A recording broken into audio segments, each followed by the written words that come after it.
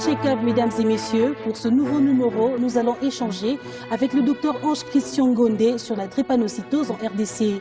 Cette maladie génétique et héréditaire, connue sous le nom d'anémie SS, est un véritable problème de santé publique. Quel est le niveau de la prise en charge de la drépanocytose en RDC? On en parle juste après ce dossier dans Check-up. La situation demeure précaire en République démocratique du Congo. Environ 30% de la population est porteuse de la tare S et 2% d'enfants naissent avec l'anémie SS. Les statistiques évoquées au cours du 5e symposium de la drépanocytose tenu à Kinshasa démontrent aussi qu'environ 50 000 nouveau-nés drépanocytaires homozygotes sont enregistrés chaque année en République démocratique du Congo. Des études qui certifient notamment que les complications dues à cette maladie tuent plus les enfants de moins de 5 ans, les adolescents et les femmes enceintes. Une réalité que partage cette jeune fille que nous avons rencontrée dans ce centre hospitalier spécialisé dans la prise en charge des anémiques. Naza anémique. Bon, ça fait 2 ans déjà. Je suis anémique, je suis internée ici depuis 2 ans déjà. Ma douleur est inexplicable, elle traverse les os, parfois ce sont mes bras, mes jambes, mon dos, voire toutes les parties du corps qui sont touchées. Nous avons vraiment besoin d'aide, nous sommes des êtres vivants à part entière avec des facultés intellectuelles comme les autres. Beaucoup d'entre nous meurent à cause du manque de sang. Notre hôpital a un déficit en termes de matériel, de banque de sang et d'oxygène. Dans sa lutte contre cette pathologie, la jeune fille n'est pas seule à braver le défi. Ses parents, particulièrement sa mère, toujours au chevet de sa fille, espèrent qu'un jour le sort jeté ne restera qu'un souvenir inutile. C'est seulement cette année que mon enfant est attaqué par des crises récidives. La famille ne s'occupe plus de moi. Tout le monde traite la maladie de mon enfant de dépenses. D'ailleurs, je manque même de quoi payer à l'hôpital pour les traitements de ma fille, raison pour laquelle je traîne encore ici. Bien que des multiples efforts soient fournis, la prise en charge ne semble pas être très efficace par rapport à l'ampleur que prend cette maladie. De nombreuses difficultés sont évoquées ici par le responsable du centre Mabanga. Le coût moyen, c'est une étude qui a été faite in loco ici chez nous, varie entre 500 et 1500 $ par an. Et là même, c'est une moyenne qui a été faite, mais ça peut aller au-delà. Nous avons toujours un déficit, surtout en ce qui concerne la radiologie. Notre appareil date de 1986. Alors imaginez un peu quel type de radio nous pouvons faire pour ces enfants. Nous n'avons pas d'ambulance. Comme n'ayant pas tout ici, parfois nos enfants sont obligés d'aller faire des examens ailleurs. Qu'une action soit vraiment menée au niveau de notre gouvernement, à l'instar du VIH, la tuberculose et toutes les autres maladies chroniques qu'on prend en charge. Il y a un programme, c'est vrai, mais ce programme-là non plus de lutte contre la drépanocytose n'est pas assez bien soutenu, ce qui fait que même les modules et les protocoles nationaux de prise en charge de la drépanocytose ne sont pas vulgarisés à travers le pays. La connaissance de son statut à travers le test d'électrophorèse de l'hémoglobine est une démarche adéquate à suivre dans les processus d'éradication de ces fléaux. Car la drépanocytose est une maladie très dangereuse qui entraîne de graves dommages au niveau des individus, voire de la société. Est-ce que vous pouvez nous expliquer un peu ou nous définir cette maladie, docteur? Merci beaucoup, madame, pour votre invitation. C'est là de l'intérêt que vous accordez à une maladie qui est beaucoup plus profonde à notre population. La définition est beaucoup plus complexe, car la drépanocytose, c'est une maladie héréditaire, génétique, de transmission autosomique. C'est-à-dire que ça se transmet des parents vers les enfants et intéresse les chromosomes, un des chromosomes autosomiques. C'est-à-dire que ça n'intéresse pas les chromosomes sexuels. Et elle est caractérisée par la production d'une hémoglobine anormale, qu'on appelle l'hémoglobine S. Chez toutes les personnes, nous avons l'hémoglobine normale qui est l'hémoglobine A, mais la personne qui reçoit de ses parents, les deux de manière inclusive, cette tare-là aura à produire des hémoglobines qui sont anormales, qu'on appelle l'hémoglobine S. Et cela va se manifester par, dans la plupart des cas, 3 signes cardinaux, à savoir l'anémie, il va perdre le sang, le taux d'hémoglobine sera bas. Deuxièmement, il va commencer à développer des crises vaso-occlusives, c'est-à-dire la douleur. Il y aura des perturbations au niveau de la circulation qui va entraîner que la circulation sera beaucoup plus bouchée en termes vulgaires. Et cela va se traduire soit par les douleurs, soit par les différentes manifestations liées à la vascularisation ou à la rhéologie, c'est-à-dire la circulation du sang, qui peut se manifester par des accidents vasculaires cérébrales et d'autres manifestations similaires. Troisième signe cardinal, c'est les infections. C'est-à-dire c'est un organisme qui ne va pas bien se défendre et sera beaucoup plus susceptible à développer les infections. Docteur Ange, donc là vous êtes déjà en train de nous parler des symptômes qui accompagnent cette maladie, notamment des infections, comme vous venez de le dire. Mais aujourd'hui, on a dans notre pays, les gens ont facilement l'habitude de dire que cette personne est anémique, au lieu de dire que cette personne est drépanocytaire. Est-ce qu'il y a-t-il une différence entre les deux termes, anémique et drépanocytaire, ou bien ce sont des termes qui sont liés? Bon, il y a une différence effectivement, tant au niveau de la définition même du mot. Mais l'anémie, c'est un terme générique. C'est-à-dire, c'est comme si quelqu'un, lorsque la personne fait une maladie infectieuse, on parle, le signe cardinal, c'est la fièvre. Quelqu'un qui fait une infection fébrile n'est pas nécessairement dire qu'il fait la malaria, par exemple. Il y a plusieurs affections qui peuvent donner la fièvre. Dans l'anémie, c'est la même chose. Il y a plusieurs types d'anémie. Mais le signe cardinal, c'est l'anémie, et c'est manifeste par cette baisse-là, beaucoup plus du taux de sang. Et dans les anémies maintenant, il y a les anémies qui sont d'origine centrale et périphérique. Et dans les origines centrales, ça veut dire que l'anémie est due à une mauvaise production de globules rouges au niveau de la moelle.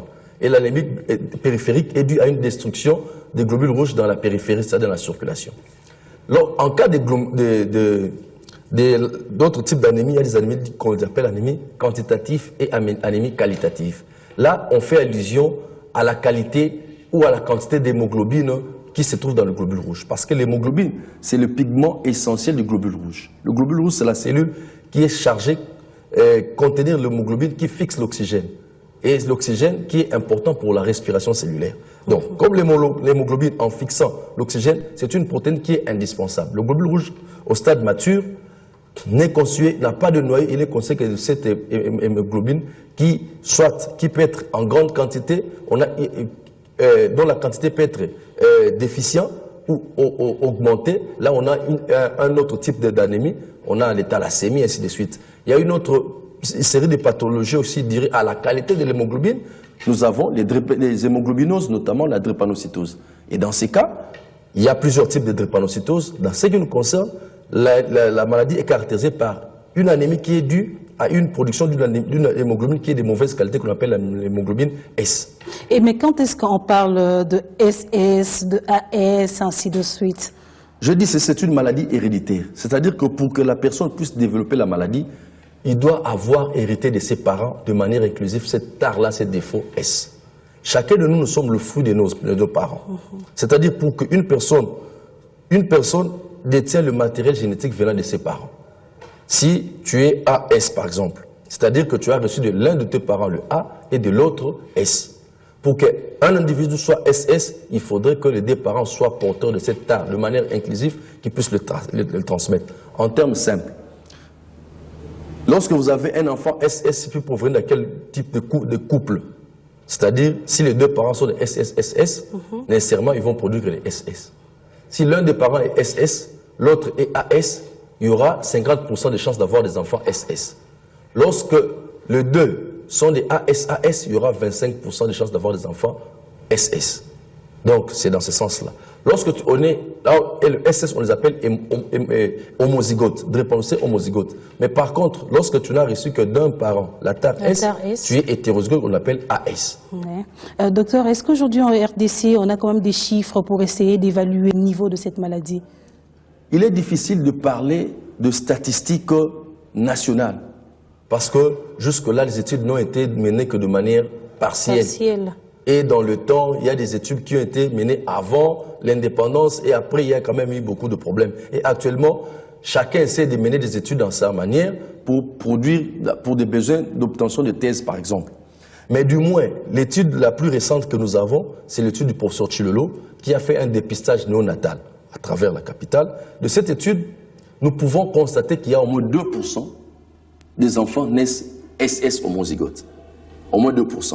Et on estimerait à travers la grande population 35% de AS, c'est-à-dire des hétérozygotes.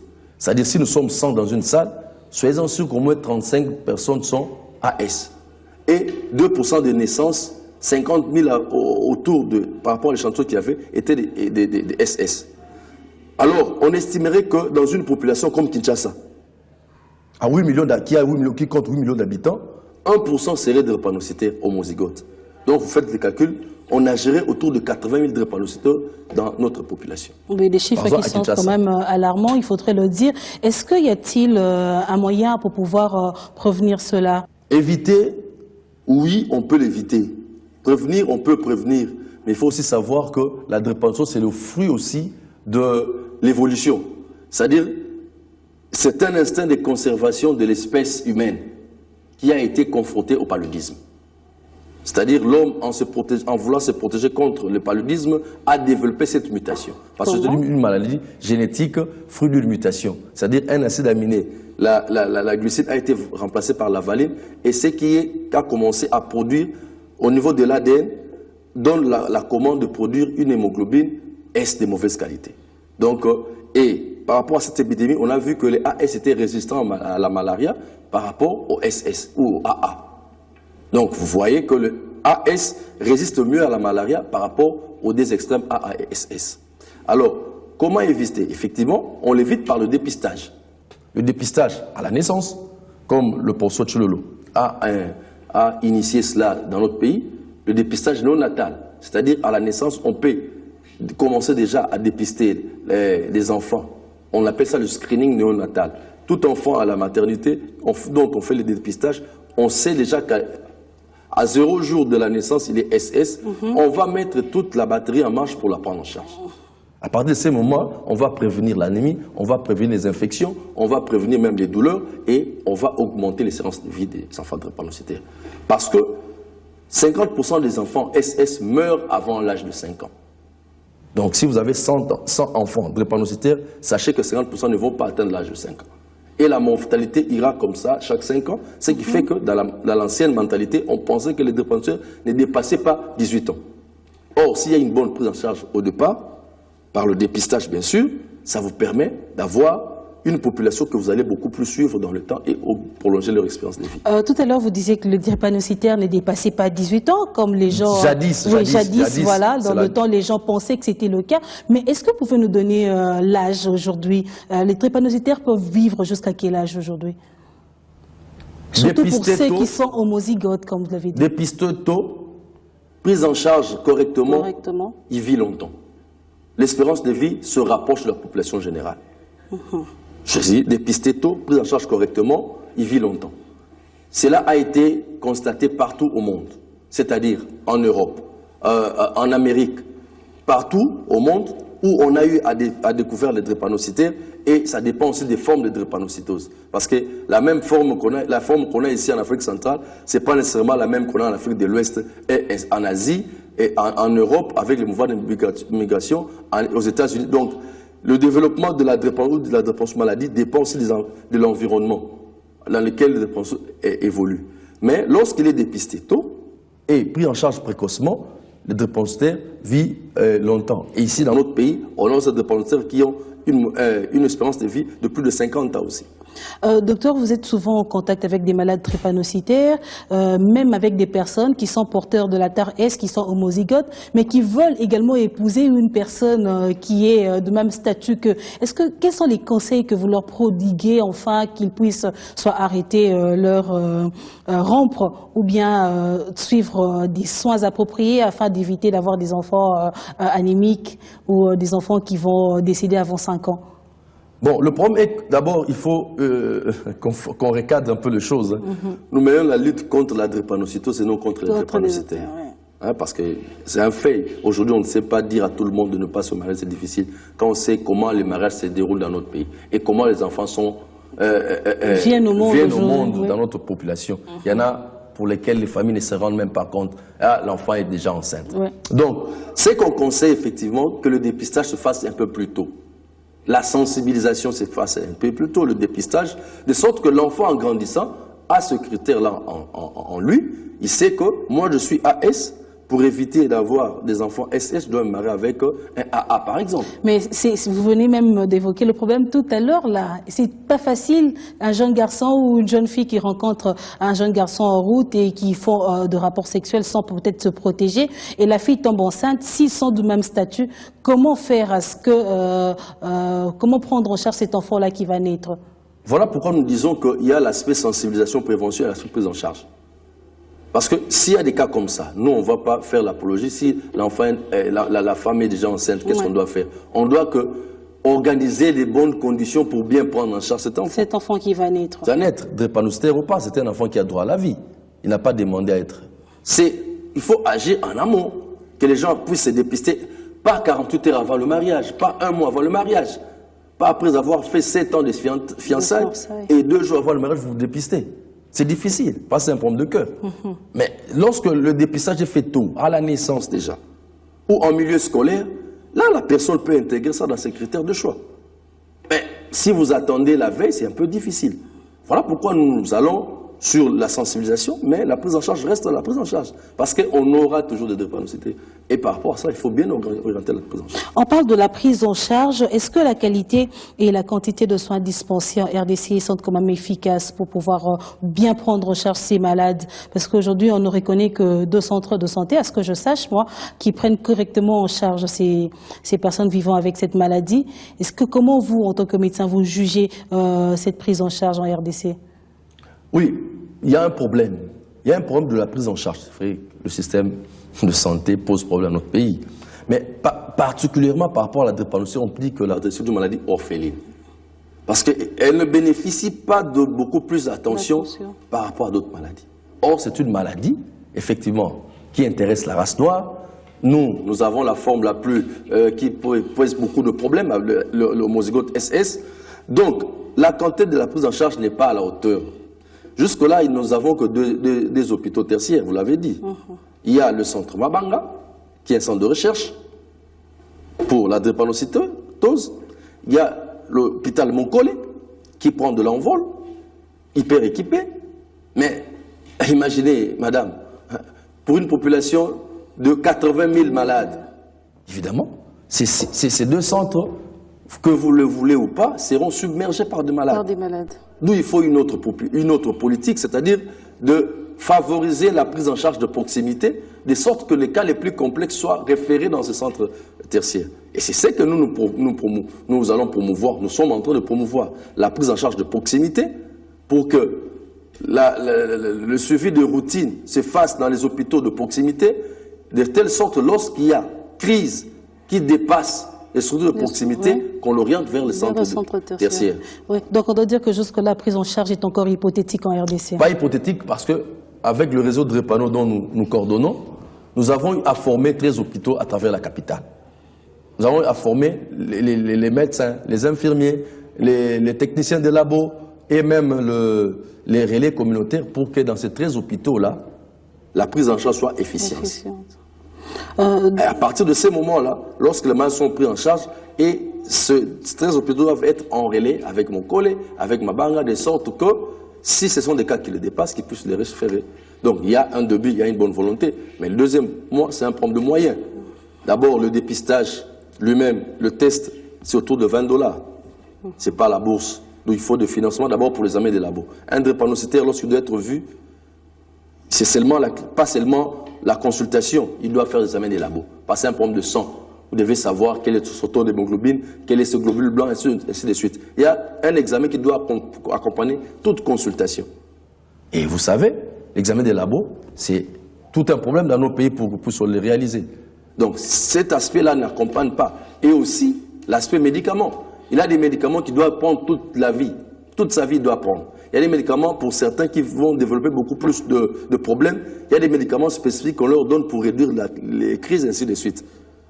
Et là, ça coûte aussi cher. Donc, si je vous comprends bien, la prise en charge, le traitement, au fait, tout le coût que demande cette maladie n'est pas à la portée de tout le monde, ainsi que de tous les malades. Ce qui fait qu'il y a encore des cas de décès qui s'enregistrent à nos jours. Oui, les décès, on en trouvera toujours. Mais ce qui est important, c'est qu'on puisse réduire les décès, que une grande majorité de la population ait accès aux soins. C'est ça que nous nous battons. Or, à ce jour, le poids de la consultation, le poids de la prise en charge est élevé et abandonné et resté au niveau des patients. C'est ça que nous sommes en train de nous battre. Je parlais de la prise en charge, le projet que nous avons, le réseau Drepano, c'est d'essayer d'abord, d'amener les malades vers l'hôpital. Parce qu'il faut, nous allons aussi lutter contre les traditions ancestrales. Les gens pensent que c'est un mauvais sort, c'est la sorcellerie, donc ils ne veulent pas se rendre dans l'hôpital. Ils vont se résigner, ils vont se rester à faire des tatouages par-ci par-là. Les Nzoloko. Parce qu'ils pensent que lorsque l'enfant a le kibé, à la spléomégalie, c'est les Nzoloko qu'on ne soigne pas ça, on ne le soigne qu'avec la médecine traditionnelle. Tout ça, il faut lutter par rapport à tous ces tabous, convaincre la population à aller à l'hôpital pour qu'ils puissent bénéficier des soins appropriés. Mais l'État doit faire un effort pour équiper ces hôpitaux ou appuyer le programme lié à la drépanocytose pour que la prise en charge soit un peu à la bourse de nos patients.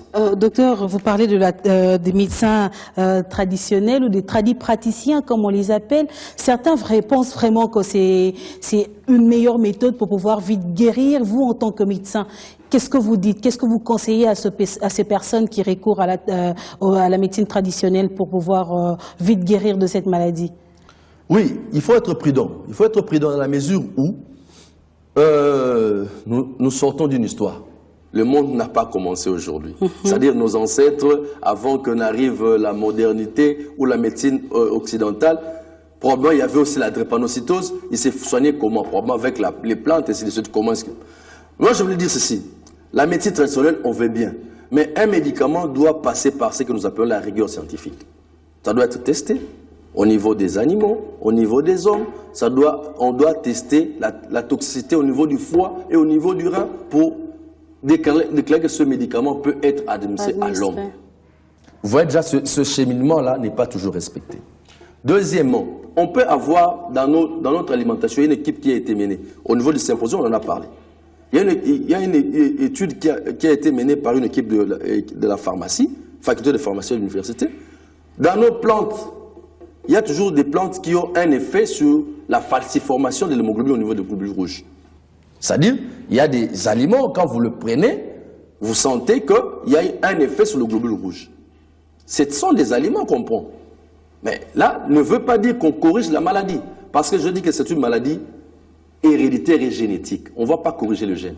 Si je suis né albinos parce que mes parents ont la tare d'albinisme, mais je serai albinos. Moi, si je vais transmettre cette tare-là à ma descendance, il n'y a pas un médicament que je peux prendre qui va me rendre, qui va augmenter le taux de mélamine dans mon corps pour que je devienne avec une peau noire. Je ne sais pas si je me fais comprendre. C'est-à-dire qu'on a hérité les caractères de nos parents et ces caractères-là restent dans nos gènes. Ouais. Pour corriger, on va faire un médicament qui corrige, ce médicament doit agir au niveau du gène. Donc c'est un peu difficile. Par contre, ce qu'il est recommandé, il y a aujourd'hui la phytomédecine, la médecine par les plantes. Il y a des plantes, effectivement, qui ont de vertu d'améliorer, effectivement, d'éviter certaines crises, d'améliorer la circulation sanguine. Il y a des médicaments, on doit étudier les mécanismes d'action. Par exemple, au niveau de la médecine moderne, il y a un médicament qu'on appelle l'hydroxyurée. Ces médicaments-là permettent d'augmenter le taux de l'hémoglobine fœtale, de réduire le taux de globules blancs, de réduire l'agrégation des cellules au niveau de la circulation. Nous savons que quand le taux de l'hémoglobine fœtale est élevé, la personne ne fait pas beaucoup de crises. Par exemple, c'est les enfants, les nouveau-nés, une personne va développer les crises qu'après 6 mois, ou 3 à 6 mois. Après 3 mois, il va commencer à développer des crises. Pourquoi? À ce moment-là, son taux d'hémoglobine fœtale est bas. Alors, il y a un médicament, mais là, ce médicament, Hydrea, son rôle est d'augmenter ce taux d'hémoglobine fœtale à un seuil où la personne va se comporter, il ne va pas faire de crise. Mais cela ne veut pas dire qu'il n'est pas drépanocytaire. Il va transmettre la tare à sa progéniture. Docteur Ange, vous aviez parlé du coût qui reste élevé jusque-là en République démocratique du Congo par rapport à la prise en charge. Mais qu'est-ce qui justifie cela? Est-ce que c'est pas par manque d'appui, on peut dire? Parce qu'aujourd'hui, le VIH-Sida, les gens se font dépister gratuitement. Mais pour faire son examen d'électrophorèse, il faudrait payer $20. C'est quand même beaucoup d'argent. C'est un manque d'appui, un manque de financement qui justifie cela? On taxe la drépanocytose d'une maladie orpheline. Une maladie orpheline abandonnée parce qu'il n'y a pas de financement. Voilà l'intérêt. Je vous remercie de nous avoir donné l'occasion de nous exprimer dans votre plateau.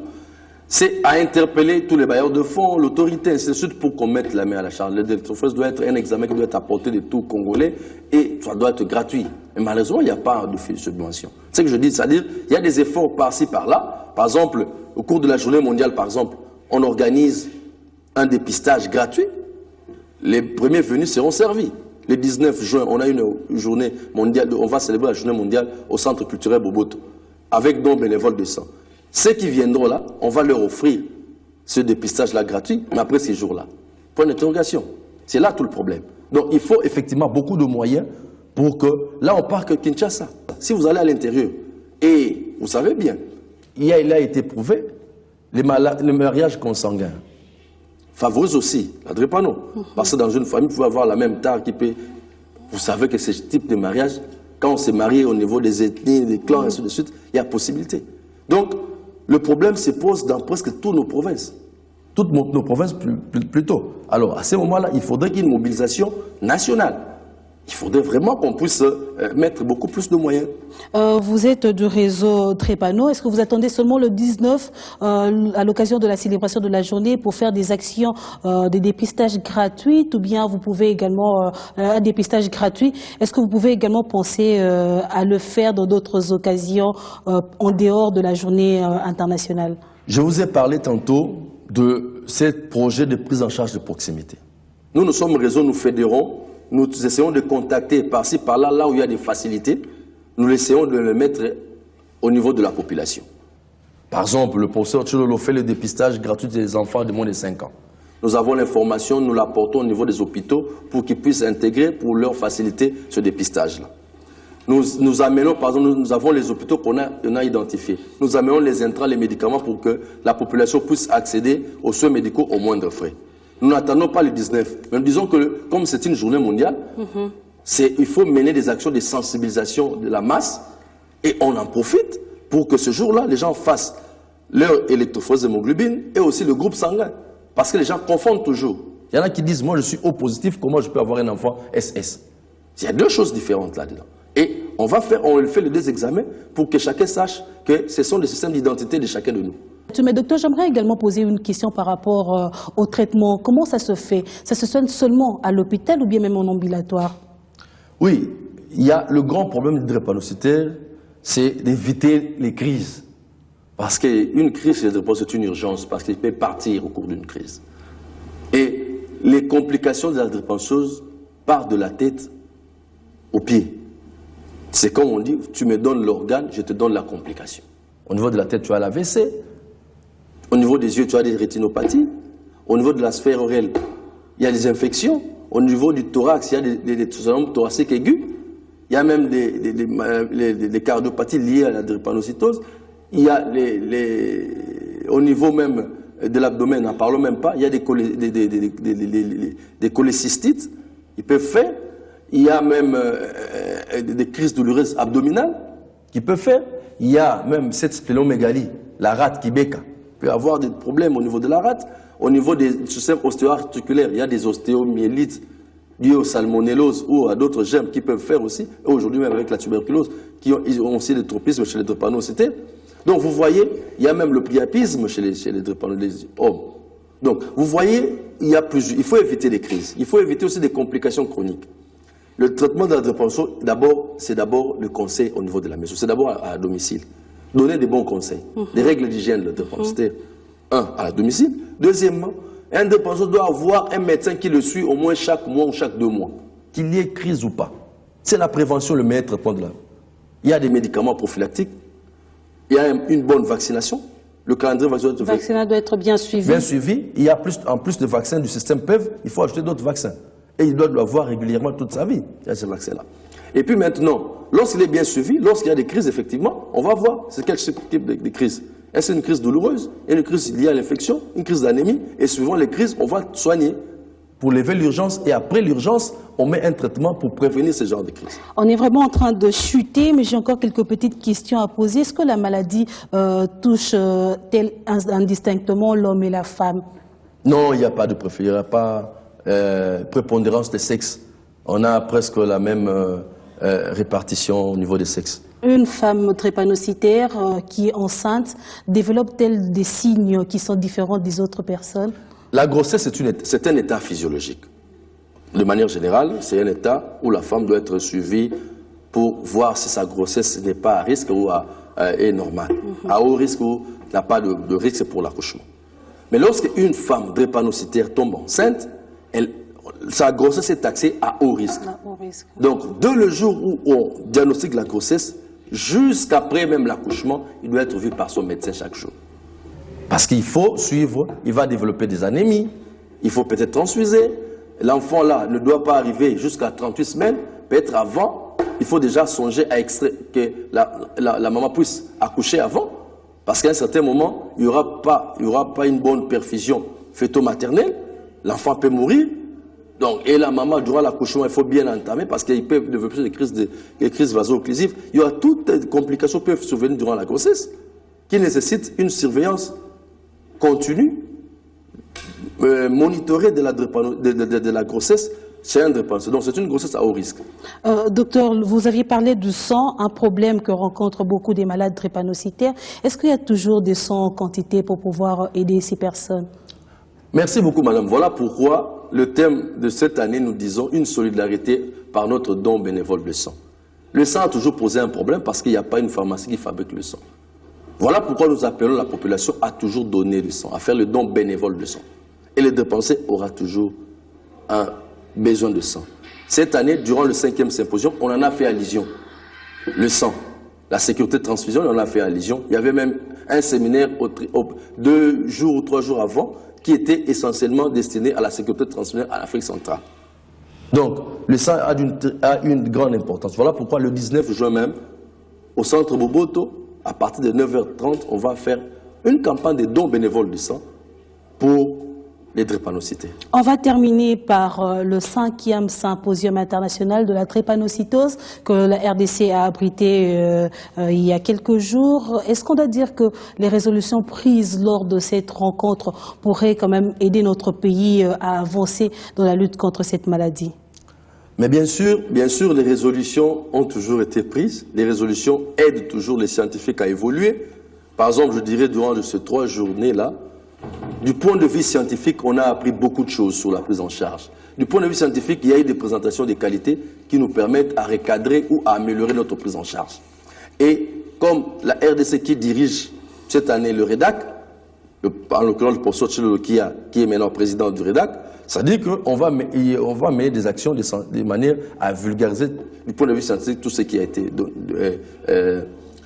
donné durant toutes ces sessions. Mais le grand problème reste l'appui de ces. Tu sais, la plus belle fille du monde ne peut donner que ce qu'elle a. S'il n'y a pas un appui considérable, comment voulez-vous on peut commencer à suivre de manière efficiente tous ces malades? C'est au niveau, on a eu beaucoup de choses du point de vue scientifique, mais il reste maintenant un appui pour que les malades puissent accéder aux soins facilement et bénéficier de tout ce qu'on a appris au niveau du symposium. Docteur Ange Christian Gondé, merci d'avoir répondu à nos questions. Je pense que cette émission va vraiment accompagner également votre lutte contre cette maladie. Un appui, vous le aurez grâce également à cet entretien que vous avez eu à nous donner sur ce plateau de Check-up. Merci pour votre disponibilité. C'est moi qui vous remercie, madame. Et dans 1001 questions santé, 3 astuces pour qu'un enfant drépanocytaire puisse être moins fatigué. 3 grands principes pour aider la vie quotidienne de votre enfant drépanocytaire. Il faut éviter autant que possible tous les facteurs qui peuvent aggraver l'état de l'enfant. Le froid, l'altitude, les stress importants, le changement brusque de situation de vie. L'ensemble des infections pouvant survenir chez un enfant. Si cela est possible, habiter dans un endroit tempéré et surtout n'y pas s'enrhumer ou contracter une infection respiratoire. Ensuite, l'hydratation quotidienne est très importante, notamment en période de crise, d'où, pour les éviter, il faut boire environ 2 litres d'eau ou de liquide par jour. Il faut également bien aérer les pièces pour favoriser l'entrée d'air, donc d'oxygène dans les pièces de la maison. Il est aussi souhaitable de privilégier une alimentation saine et équilibrée. Éviter au maximum toutes les situations de stress et l'aider à côtoyer des amis et proches de la famille avec lesquels partager de moments privilégiés. Il faut également dédramatiser la maladie en parlant avec son médecin sans chercher à dissimuler la gravité de la maladie, mais en essayant de l'expliquer. Il peut également être utile de partager son vécu avec un autre enfant drépanocytaire ou plusieurs. Cela aide de savoir qu'on n'est pas seul, qu'on n'est pas si différent.